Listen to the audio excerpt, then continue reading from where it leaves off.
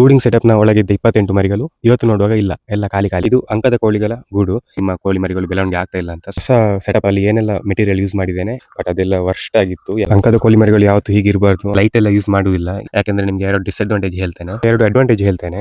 ಏನಂದ್ರೆ ತಮಿಳುನಾಡಿನ ಮರಿಗಳ ವಿಷಯದಲ್ಲಿ ನಾನು ಸ್ಕ್ಯಾಮ್ ಆದೆ, ಇನ್ನೊಂದು ಕಡೆಯಿಂದ ತರಿಸಿ ಒಳ್ಳೇದಿದೆ ಅಂತ. ಸೊ ನೆಕ್ಸ್ಟ್ ಟೈಮ್ ತರಿಸುವಾಗ ಅವರಿಂದನೇ ತರಿಸುದು ಅಂತ. ಸೊ ನೀವು ಮೋಸ ಹೋಗುದು ಬೇಡ.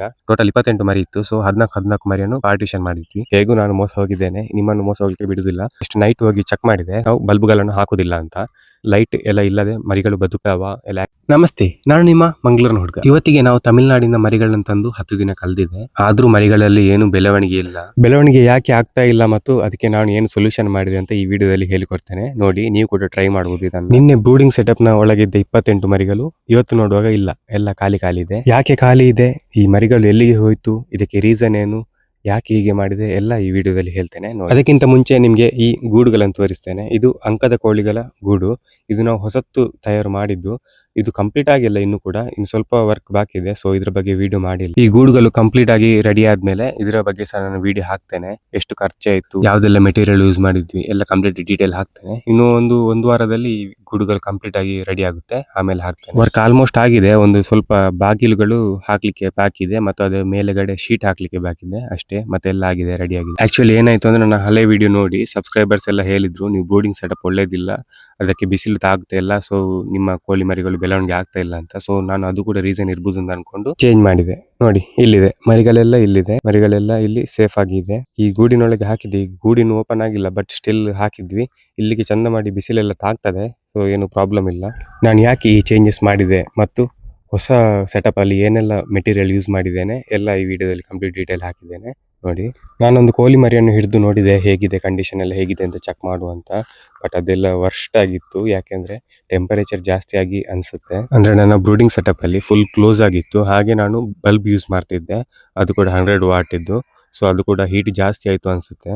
ಸೊ ಫುಲ್ ಎಲ್ಲ ಕೋಳಿ ಮರಿಗಳೆಲ್ಲ ಬಾಯ್ಲರ್ ಕೋಳಿ ರೀತಿಯಲ್ಲಿ ಆಗಿತ್ತು. ಅಂದ್ರೆ ದಪ್ಪ ದಪ್ಪ ಆಗಿ ಸ್ಮೂತ್ ಆಗಿ ಫುಲ್ ಬಿಸಿ ಬಿಸಿ ಆಗಿತ್ತು ಕೋಳಿ ಮರಿಗಳು. ಅಂಕದ ಕೋಳಿ ಮರಿಗಳು ಯಾವತ್ತು ಹೀಗೆ ಇರಬಾರ್ದು, ಅದು ದಷ್ಟಪುಷ್ಟವಾಗಿ ಇರಬೇಕು, ಅಂದ್ರೆ ಗಟ್ಟಿಯಾಗಿ ಇರಬೇಕು.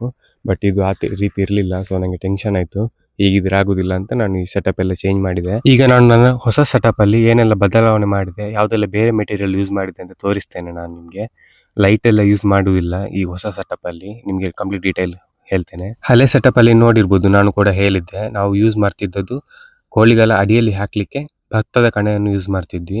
ನಾವು ಇದಕ್ಕೆ ಉಮಿ ಅಂತ ಹೇಳ್ತೇವೆ. ಫುಲ್ ಅದನ್ನು ಯೂಸ್ ಮಾಡ್ತಾ ಇದ್ವಿ, ಬಟ್ ಅದನ್ನು ಯೂಸ್ ಮಾಡಬಾರ್ದಿತ್ತು. ಯಾಕೆಂದ್ರೆ ನಿಮ್ಗೆ ಎರಡು ಡಿಸ್ಅಡ್ವಾಂಟೇಜ್ ಹೇಳ್ತೇನೆ. ಮೊದಲಿದ್ದು, ಅದು ತಿಂತವೆ, ಅದನ್ನು ಭತ್ತದ ಕಣಗಳನ್ನು ತಿನ್ಲಿಕ್ಕೆ ಸ್ಟಾರ್ಟ್ ಮಾಡ್ತದೆ ಒಮ್ಮೊಮ್ಮೆ. ಎಲ್ಲ ತಿನ್ನುವುದಿಲ್ಲ, ಬಟ್ ಅದು ಭತ್ತ ಅನ್ಕೊಂಡು ತಿನ್ಲಿಕ್ಕೆ ಸ್ಟಾರ್ಟ್ ಮಾಡ್ತದೆ.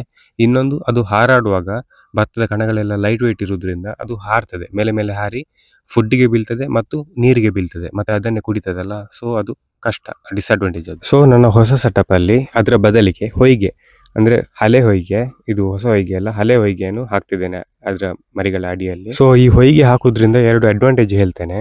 ಏನಂದ್ರೆ, ಮೊದಲನದ್ದು, ಇದು ಹಾರಾಡುವಾಗ ಏನು ಸ್ಪ್ರೆಡ್ ಆಗುದಿಲ್ಲ, ಉಮ್ಮಿ ತರ ಭತ್ತದ ಕಣದ ತರ ಹಾರಾಡುದಿಲ್ಲ, ನೀರಿಗೆ ಎಲ್ಲ ಬೀಳುದಿಲ್ಲ. ಸೊ ಸೇಫ್ ಆಗಿರುತ್ತೆ. ಇನ್ನೊಂದು ಅಡ್ವಾಂಟೇಜ್ ಏನಂದ್ರೆ, ಇದು ಹೊಯ್ಗೆ ಮಣ್ಣು ತರ ಮಿಕ್ಸ್ ಆಗಿರೋದ್ರಿಂದ, ಈ ಮಣ್ಣಲ್ಲಿ ಕೋಳಿ ಮರಿಗಳೆಲ್ಲ ಮಣ್ಣಲ್ಲಿ ಇದ್ರೆ ಸ್ವಲ್ಪ ಒಳ್ಳೇದು, ಅದಕ್ಕೆ ದೈಹಿಕವಾಗಿ ಒಳ್ಳೇದಿರ್ತದೆ. ಸೊ ಇದು ಕೂಡ ಒಂದು ಅಡ್ವಾಂಟೇಜ್. ಇನ್ನೊಂದು ನಾನು ಹೇಳಿದ್ದೆ, ಈ ಹೊಸ ಸೆಟಪ್ಗೆ ನಾನು ಬಲ್ಬ್ ಯೂಸ್ ಮಾಡುದಿಲ್ಲ ಅಂತ. ಬಿಸಿಗೆ ಬಲ್ಬ್ ಯೂಸ್ ಮಾಡುದಿಲ್ಲ, ನೈಟ್ ಕೂಡ ಯೂಸ್ ಮಾಡುದಿಲ್ಲ, ಡೇ ಕೂಡ ಯೂಸ್ ಮಾಡುದಿಲ್ಲ. ಯಾಕಂದ್ರೆ ಬೆಳಿಗ್ಗೆ ಇದಕ್ಕೆ ಆಲ್ರೆಡಿ ಸನ್ಲೈಟ್ ಬೀಳುತ್ತೆ, ಮಧ್ಯಾಹ್ನ ಚಂದ ಮಾಡಿ ಸನ್ಲೈಟ್ ಎಲ್ಲ ಬೀಳುತ್ತೆ. ಅಂಡ್ ನೈಟ್ ಇದಕ್ಕೆ ಬೇಕು ಅಂತ ಅನಿಸ್ತಿಲ್ಲ, ಯಾಕಂದ್ರೆ ಆಲ್ರೆಡಿ ಈ ಚಿಕ್ಸ್ಗಳಿಗೆ 50 ಡೇಸ್ ಕಂಪ್ಲೀಟ್ ಆಗಿದೆ. ಬಟ್ ನೀವು ಕರೆಕ್ಟ್ ಅಬ್ಸರ್ವ್ ಮಾಡಿದ್ರೆ ಈ ಚಿಕ್ಸ್ಗಳೆಲ್ಲ 50 ಡೇಸ್ ಆದಾಗಿ ಇಲ್ಲ. ಆಕ್ಚುಲಿ ಈ ತಮಿಳುನಾಡಿನ ಮರಿಗಳ ವಿಷಯದಲ್ಲಿ ನಾನು ಸ್ಕ್ಯಾಮ್ ಆದೆ, ಅಂದ್ರೆ ನಾನು ಮೋಸ ಹೋದೆ. ನಾನು ಕಮ್ಮಿಗೆ ಸಿಗ್ತಿದ್ದೆಲ್ಲ ಅನ್ಕೊಂಡು ತರಿಸಿದ್ದೆ, ರ್ಯಾಂಡಮ್ ಆಗಿ ತರಿಸಿದ್ದೆ. ಕರೆಕ್ಟ್ ಡೀಟೇಲ್ ಆಗಿ ಏನು ರಿಸರ್ಚ್ ಎಲ್ಲ ಮಾಡ್ಲಿಕ್ಕೆ ಹೋಗ್ಲಿಲ್ಲ, ಡೈರೆಕ್ಟ್ ಆಗಿ ತರಿಸಿದೆ. ಸೊ ಅದು ನಾನು ಮಾಡಿದ ದೊಡ್ಡ ಮಿಸ್ಟೇಕ್. ಹಳೆ ವಿಡಿಯೋಗಳಲ್ಲಿ ತುಂಬಾ ಜನ ಕೇಳಿದ್ರು, ಈ ತಮಿಳ್ನಾಡಿಂದ ಎಲ್ಲಿಂದ ಮರಿ ತಂದ್ರಿ, ನಮ್ಗೆ ಸಹ ಕಾಂಟ್ಯಾಕ್ಟ್ ಡೀಟೇಲ್ ಕೊಡಿ ಅಂತ. ಬಟ್ ನಾನು ಯಾರಿಗೂ ಕೊಟ್ಟಿಲ್ಲ, ಯಾಕೆಂದ್ರೆ ನೀವು ಕೂಡ ಮೋಸ ಹೋಗುದು ಬೇಡ ಅಂತ ಅನ್ಕೊಂಡು. ನೀವು ಮರಿಗಳನ್ನ ನೋಡ್ಬೋದು, ಯಾವ ಕೂಡ ಅಂಕದ ಕೋಳಿಗಳ ತರ ಇಲ್ಲ, ನಂಗೆ ಕಾಣಿಸ್ತಾ ಇಲ್ಲ. ಅದು ಕೂಡ ಅಲ್ಲದೆ ಕೆಲವೊಂದು ತುಂಬಾ ಸಣ್ಣದಿದೆ, ಅದು 10 ದಿನ 20 ದಿನದಾಗಿದೆ. ಮತ್ತೆ ದೊಡ್ಡ ಮರಿಗಳು ಕೂಡ ಅಂಕದ ಕೋಳಿ ತರ ಇಲ್ಲ, ನನಗೆ ಕಾಣಿಸ್ತಾ ಇಲ್ಲ. ಇದರ ಬಗ್ಗೆ ಕೇಳಿ ನೋಡಿದಾಗ ನಂಗೆ ಒಂದು ಇಬ್ರು ಫಾಲೋವರ್ಸ್ ಹೇಳಿದ್ರು, ಇದು ಒಳ್ಳೇದಿಲ್ಲ, ನೀವು ಇನ್ನೊಂದು ಕಡೆಯಿಂದ ತರಿಸಿ ಒಳ್ಳೇದಿದೆ ಅಂತ. ಬಟ್ ನಾನು ಅದು ಕೂಡ ರಿಸರ್ಚ್ ಮಾಡಿದ್ದೆ, ಅದು ಒಳ್ಳೇದಿತ್ತು. ಬಟ್ ಸ್ವಲ್ಪ ಕಾಸ್ಟ್ಲಿ ಅಂತ ಅನ್ಕೊಂಡು ನಾನು ಅದರಿಂದ ತರಿಸ್ಲಿಲ್ಲ, ಇವರಿಂದ ತರಿಸಿದ್ದು. ಬಟ್ ನಂಗೆ ಈಗ ರಿಯಲೈಸ್ ಆಯ್ತು, ನಾವು ಪ್ರೈಸ್ ನೋಡಬಾರ್ದು ತರಿಸುವಾಗ, ಕ್ವಾಲಿಟಿ ನೋಡಬೇಕು ಅಂತ.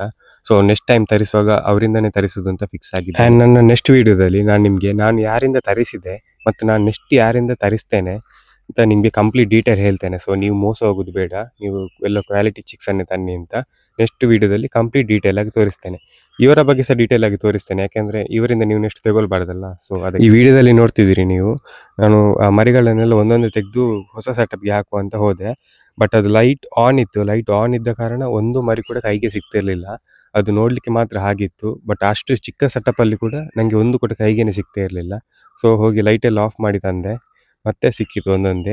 ಮತ್ತೆ ಕೂಡ ತುಂಬಾ ಕಷ್ಟ ಆಯಿತು, ಯಾಕೆಂದ್ರೆ ಈ ಬ್ರೂಡಿಂಗ್ ಸೆಟಪ್ ಅನ್ನು ನಾವು ಕಬ್ಬಿಣದ ಬಲೆಯಲ್ಲಿ ಮಾಡಿದ್ದು. ಸೊ ಅದು ಆ ಕಡೆ ಈ ಕಡೆ ಅಲ್ಲಾಡಬಾರ್ದು ಅಂತ ಮೇಲ್ಗಡೆ 2 ಕೋಲ್ಗಳನ್ನು ಕಟ್ಟಿದ್ವಿ. ಸೊ ನಮಗೆ ನಡುವಿಗೆ ಹೋಗ್ಲಿಕ್ಕೆ ಆಗ್ತಾ ಇರಲಿಲ್ಲ, ಅದು ಕೂಡ ಉಪದ್ರ ಕೊಡ್ತಾ ಇತ್ತು.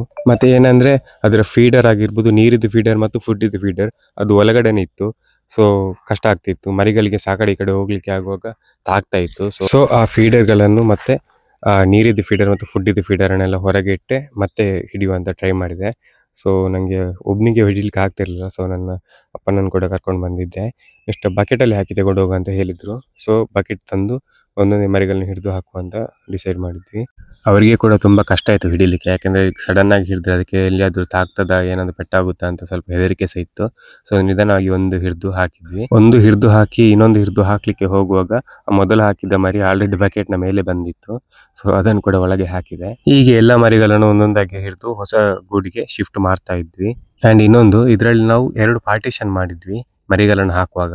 ಮೇಲುಗೂಡು ಮತ್ತು ಕೆಳಗಡೆ ಗೂಡು ಎರಡರಲ್ಲಿ ಪಾರ್ಟಿಷನ್ ಮಾಡಿದ್ವಿ. ಟೋಟಲ್ 28 ಮರಿ ಇತ್ತು. ಸೊ 14 ಮರಿಯನ್ನು ಪಾರ್ಟಿಷನ್ ಮಾಡಿದ್ವಿ. ನೀವಿಲ್ಲಿ ನೋಡ್ಬೋದು 2 ಪಾರ್ಟಿಷನ್ ಅಲ್ಲಿ ಒಂದು ಪಾರ್ಟಿಷನ್ ದೊಡ್ಡ ಮರಿಗಳು ಮತ್ತೆ ಇನ್ನೊಂದರಲ್ಲಿ ಸಣ್ಣ ಮರಿಗಳು. ಬಟ್ ನಾವು ತರಿಸಿದ್ದು ಎಲ್ಲ 1 ಮಂತ್ ಚಿಕ್ಸೆ. ಬಟ್ ಇಲ್ಲಿ ನೋಡ್ಬೋದು, ಡಿಫ್ರೆನ್ಸ್ ನೋಡ್ಬೋದು ನೀವು. ಒಂದು ತುಂಬಾ ದೊಡ್ಡದಿದೆ, ಒಂದು ತುಂಬಾ ಸಣ್ಣದಿದೆ. 2 ಕೂಡ 14 ಬೇರೆ ಬೇರೆ ಪಾರ್ಟಿಷನ್ ಮಾಡಿದ್ವಿ. ಈ ಸೈಜ್ ಡಿಫ್ರೆನ್ಸ್ ಅಲ್ಲಿ ಗೊತ್ತಾಗುತ್ತೆ ಅವರು ಸ್ಕ್ಯಾಮ್ ಮಾಡಿದ್ರೆ ಇಲ್ವಾ ಅಂತ. ಹೇಗೂ ನಾನು ಮೋಸ ಹೋಗಿದ್ದೇನೆ, ನಿಮ್ಮನ್ನು ಮೋಸ ಹೋಗ್ಲಿಕ್ಕೆ ಬಿಡುದಿಲ್ಲ. ಸೊ ಇವರ ಡೀಟೇಲ್ ಎಲ್ಲ ನಾನು ನೆಕ್ಸ್ಟ್ ವಿಡಿಯೋದಲ್ಲಿ ಕಂಪ್ಲೀಟ್ ಆಗಿ ಕೊಡ್ತೇನೆ ನಿಮಗೆ. ಅಂಡ್ ಕೆಳಗಡೆ ಸೆಟಪ್ ಅಲ್ಲಿ ನಾವು ಸಣ್ಣ ಮರಿಗಳನ್ನೆಲ್ಲ ಕೆಳಗಡೆ ಸೆಟಪ್ ಅಲ್ಲಿ ಹಾಕಿದ್ವಿ, ದೊಡ್ಡ ಮರಿಗಳನ್ನು ಮೇಲ್ಗಡೆ ಸೆಟಪ್ ಅಲ್ಲಿ. ಯಾಕಂದ್ರೆ ಕೆಳಗಡೆ ಮರಿಗಳಿಗೆ ಸ್ವಲ್ಪ ಜಾಸ್ತಿ ಈ ತಂಪಲ್ಲಿ ಇರಲಿ ಅಂತ, ಸ್ವಲ್ಪ ಮೇಲ್ಗಡೆ ಮರಿಗಳಿಗೆ ಸ್ವಲ್ಪ ಜಾಸ್ತಿ ಬಿಸಿ ಆಗುತ್ತೆ ಅಲ್ಲ. ಸೊ ಕೆಳಗಡೆ ಸಣ್ಣ ಮರಿಗಳನ್ನು ಹಾಕಿದ್ವಿ. ನೀವು ಇಲ್ಲಿ ನೋಡ್ಬೋದು, ಇದು ದೊಡ್ಡ ಮರಿಗಳು ಮೇಲ್ಗಡೆ ಸೆಟಪ್. ನೋಡ್ಬೋದು ಎಷ್ಟು ಆಕ್ಟಿವ್ ಆಗಿದೆ ಅಂತ. ಎಲ್ಲ ಸ್ವಲ್ಪ ಖುಷಿ ಆಗುತ್ತೆ ಇದನ್ನು ನೋಡುವಾಗ, ಯಾಕೆಂದ್ರೆ ಸಣ್ಣ ಮರಿಗಳು ತುಂಬಾ ಸಣ್ಣದಿದೆ. ಬಟ್ ದೊಡ್ಡ ಮರಿಗಳು ಸ್ವಲ್ಪ ಆಕ್ಟಿವ್ ಆಗಿದೆ. ಅವರು ಕರೆಕ್ಟ್ ಆಗಿ ಕೊಡ್ತಿದ್ರೆ, ಎಲ್ಲ ದೊಡ್ಡ ಮರಿಗಳನ್ನೇ ಕೊಡ್ತಾ ಇದ್ರೆ ಎಲ್ಲ ಕೂಡ ಒಂದೇ ರೀತಿ ಆಕ್ಟಿವ್ ಆಗಿರ್ತಿತ್ತು. ನಾನು 2 ಚಿಕ್ಕಗಳನ್ನು ಕಲ್ಕೊಳ್ಬೇಕು ಅಂತೆಲ್ಲ ಇರಲಿಲ್ಲ. ಆ್ಯಂಡ್ ಅದಕ್ಕೆ ಫುಡ್ ಇದು ಮತ್ತು ನೀರಿದ್ದು ಫೀಡರ್ ಇಡುವಾಗ ನಮ್ಮ ಹತ್ರ ಫುಡ್ ಇದ್ದು ಫೀಡರ್ 2 ಇತ್ತು, ಬಟ್ ನೀರಿದ್ದು ಒಂದೇ ಫೀಡರ್ ಇದ್ದದ್ದು. ಸೊ ಒಂದು ಗೂಡಿಗೆ ನಾರ್ಮಲ್ ಪಾತ್ರದಲ್ಲಿ ನೀರಿಟ್ವಿ. ನಾರ್ಮಲ್ ಪಾತ್ರದ ನೀರನ್ನು ದೊಡ್ಡ ಮರಿಗಳಿಗೆ ಇಟ್ವಿ. ಅಂಡ್ ವಾಟರ್ ಫೀಡರ್ ಅನ್ನು ಚಿಕ್ಕ ಮರಿಗಳಿಗೆ ಇಟ್ವಿ. ಫುಡ್ ಇದ್ದು ಫೀಡರ್ ಕೂಡ ಹಾಗೆ, ದೊಡ್ಡ ಫುಡ್ ಇದ್ದು ಫೀಡರ್ ಅನ್ನು ದೊಡ್ಡ ಮರಿಗಳಿಗೆ ಇಟ್ವಿ, ಮತ್ತೆ ಚಿಕ್ಕ ಫುಡ್ ಇದ್ದು ಫೀಡರ್ ಅನ್ನು ಚಿಕ್ಕ ಮರಿಗಳಿಗೆ ಇಟ್ವಿ. ಸೊ ಅದಕ್ಕೆ ಎಟಕಿ ತಿನ್ಲಿಕ್ಕೆ ಆಗ್ಲಿ ಅಂತ. ಸೊ ಇದನ್ನೆಲ್ಲ ಈವ್ನಿಂಗ್ ಮಾಡಿ ನೆಕ್ಸ್ಟ್ ನೈಟ್ ಹೋಗಿ ಚೆಕ್ ಮಾಡಿದೆ ಮರಿಗಳೆಲ್ಲ ಹೇಗಿದೆ, ಏನ್ ಮಾಡ್ತಾ ಇದೆ ಅಂತ. ಸೊ ಲೈಟ್ ಇಲ್ಲದ ಕಾರಣ ಎಲ್ಲಾ ಮರಿಗಳು ಒಂದೇ ಸೈಡ್ಗೆ ಹೊಂದಿ ಮಲಗಿತ್ತು. ಎಲ್ಲ ಮೇಲಕ್ಕೆ ಮೇಲೆ ಬಿಟ್ಟು ಮಲಗಿತ್ತು. ಲೈಟ್ ಇರ್ತಿದ್ರೆ ಎಲ್ಲ ಸಪ್ರೇಟ್ ಆಗಿ ಇರ್ತದೆ, ಲೈಟ್ ಇಲ್ಲದಿದ್ರೆ ಹೀಗೇನೆ. ಅದಕ್ಕೆ ಆಕ್ಚುಲಿ ಬಿಸಿ ಬೇಕು, ನೈಟ್ ಅಲ್ಲಿ ಚಳಿ ಇರ್ತದೆ. ಸೊ ಅದಕ್ಕೆ ಬಿಸಿ ಬೇಕು, ಅದಕ್ಕೆ ಒಂದರ ಮೇಲೆ ಒಂದು ಬಿದ್ದುಕೊಂಡಿರ್ತದೆ. ನಾನು ಆಲ್ರೆಡಿ ಹೇಳಿದ್ದೇನೆ, ಈ ಹೊಸ ಸೆಟಪಿಗೆ ನಾವು ಬಲ್ಬ್ಗಳನ್ನು ಹಾಕುದಿಲ್ಲ ಅಂತ. ಯಾಕೆಂದ್ರೆ ಟ್ರೈ ಮಾಡುವ ಹೇಗಾಗ್ತದೆ ಅಂತ. ಸೊ ಬಲ್ಬ್ಗಳನ್ನೆಲ್ಲ ಹಾಕುದಿಲ್ಲ, ನಾರ್ಮಲ್ ಆಗಿ ಬದುಕಲಿಕ್ಕೆ ಆಗ್ತದ ಇಲ್ವಾ ಅಂತ ನೋಡುವ ಏನಾಗುತ್ತೆ ಅಂತ. ನಾನು ನಿಮಗೆ ನೆಕ್ಸ್ಟ್ ಅಪ್ಡೇಟ್ ಮಾಡ್ತೇನೆ. 1 ವೀಕ್ ಬಿಟ್ಟು ಒಂದು ಅಪ್ಡೇಟ್ ಕೊಡ್ತೇನೆ, ಈ ಹೊಸ ಸೆಟಪ್ ಅಲ್ಲಿ ಮರಿಗಳು ಹೇಗಿದೆ, ಏನಾಗ್ತಿದೆ ಅಂತ. ಲೈಟ್ ಎಲ್ಲ ಇಲ್ಲದೆ ಮರಿಗಳು ಬದುಕ್ತಾವ, ಎಲ್ಲ ಆಕ್ಟಿವ್ ಆಗಿರ್ತಾವ ಅಂತ ನೋಡುವ.